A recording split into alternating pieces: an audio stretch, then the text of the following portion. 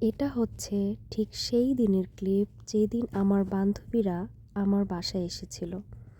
ওরা বিকেল করে এসেছিল, তাই আমি মোটামুটি একটা নাস্তার আয়োজন করেছিলাম খুব অল্প পরিসরে।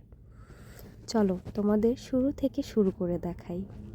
আমি সেদিন দুপুরের রান্না খুব সিম্পল রেখেছিলাম এবং আমি চাচ্ছিলাম আমার রান্নাগুলো সবটা সেরে যেন ওরা আসলে আমার কোনো হ্যাসেল পোহাতে না হয়। আমি জাস্ট ওদের সাথে আড্ডা দিব, গল্প করব আর আমাদের মুহূর্তগুলো এনজয় করব।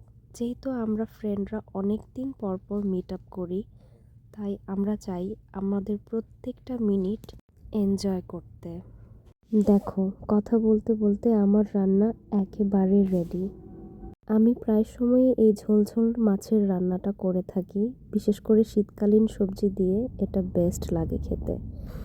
এখানে আমি ঢ্যাঁড়স ভাজি করেছি, আমার এটা খুব পছন্দের। এটা হলে মনে হয় যেন আমি একটু ভাত বেশিই খাবো। এরপর এর সাথে ছিল মাছের মাথা আর কালো বেগুন দিয়ে একটি ডিশ। এরপর দুপুরের রান্না শেষ করেই আমি নেমে পড়ি বিকেলের জন্য নাস্তার আয়োজন করতে। আর একটা মজার ব্যাপার শেয়ার করি, আমি সেদিন লাইফের ফার্স্ট টাইম কেক করেছিলাম। ওরা আসবে বলে আমি এর আগের দিন রাতেই একটা কেক তৈরি করেছি এবং কাপকেকগুলো আমি ওরা আসার জাস্ট 5 মিনিটস আগেই ডেকোরেশন করে রেডি করেছিলাম।